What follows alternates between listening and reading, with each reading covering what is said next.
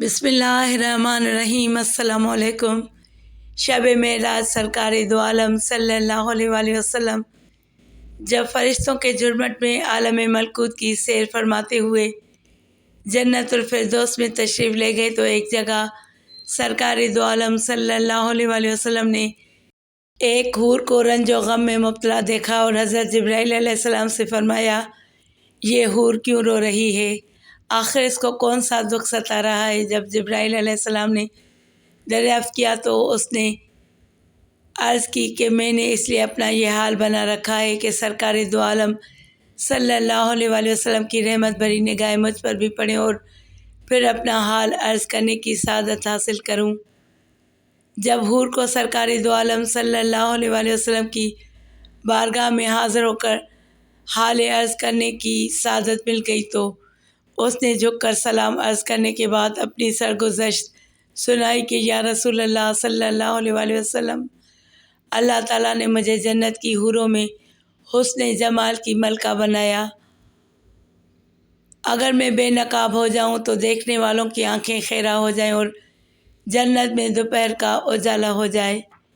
یا رسول اللہ صلی اللہ علیہ وآلہ وسلم، ایک واقعہ ہے کہ اچانک میرے دل میں خیال پیدا ہوا کہ بروز قیامت ہر حور کو کسی نہ کسی جنتی شخص کے حوالے کیا جائے گا، میرا بھی کوئی ضرور ساتھی ہوگا۔ بالآخر میں نے خالق کائنات کی بارگاہ میں عرض کی کہ تیرا بے حد احسان کہ تو نے مجھے حوروں کی ملکہ بنایا ہے، اب میری خواہش پوری کر دیں کہ جنت میں میرا ساتھی کون سی ہستی ہوگی۔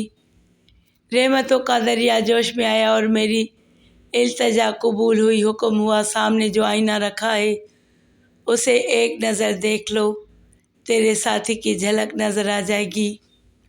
یا رسول اللہ صلی اللہ علیہ وآلہ وسلم، جب میں دیوانہ وار آئینے کی طرف بڑھی تاکہ اپنے ساتھی کی جھلک دیکھ سکوں، یوں ہی نگاہ اٹھائی، دل پر ایک بجلی گری اور آرزوؤں کا سارا تصور جل گیا۔ اس وقت سے آج تک بے چین ہوں اور اس غم کی وجہ سے رو رہی ہوں کہ سیاہ فام کے ساتھ میرا کیوں جوڑا بنایا گیا اور میں کس طرح دائمی زندگی اس کے ہمراہ بسر کروں گی، جبکہ اس کا تصور ہی میرے لیے وحشت ناک ہے۔ سرکار دو عالم صلی اللہ علیہ وآلہ وسلم نے مسکراتے ہوئے دریافت کیا، اپنے ساتھی کا جو سراپا تو نے آئینے میں دیکھا ہے اس بارے میں کچھ بیان کرو۔ اس نے عرض کی، سر تا پاؤں مجسم سیاہی، موٹے ہونٹ، چوڑے دانت، بھدا چہرہ، تنگ و تاریک پیشانی، چھوٹی چھوٹی آنکھیں۔ جیسے ہی حور نے اپنے رفیق جنت کے بارے میں سرکار صلی اللہ علیہ وآلہ وسلم کو بتانا شروع کیا اور حلیہ کے بارے میں بیان سماعت فرمایا تو سرکار نے سر مبارک اٹھایا اور جلال سے دیکھتے ہوئے فرمایا، تو نے جو سراپا بیان کیا ہے وہ تو میرے پیارے بلال کا ہے۔ ایک عاشق رسول کا سراپا، ایک وفادار، ایک گوہر نایاب کو پا کر اپنی کم نصیبی کا شکوہ کر کے رو رہی ہے۔ کیا تجھے نہیں معلوم کہ بلال میرا عاشق ہے؟ میں نے اسے اپنی پلکوں کے سائے میں پناہ دی۔ میرا بلال ایسی شان والا ہے کہ بروز قیامت اس کے جسم کی سیاہی حوران جنت کے رخساروں پر تل بنا کر تقسیم کر دی جائے گی۔ وہ ایسا عاشق ہے کہ اس پر عشق ہی کی وجہ سے ہر آسائش نے منہ پھیر لیا ہے۔ اپنے حسن و جمال کا غرور نہ کر، ہو سکتا ہے تو 70,000 نقاب الٹ کے میرے بلال کے سامنے آئے اور میرا بلال تجھے ناپسند کر دے۔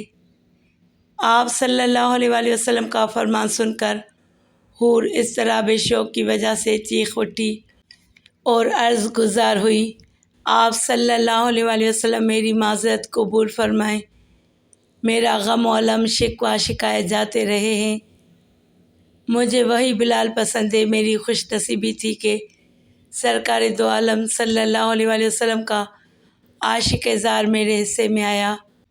آپ صلی اللہ علیہ وآلہ وسلم اس کی معذرت قبول فرماتے ہوئے دعائیں دیتے ہوئے آگے بڑھ گئے۔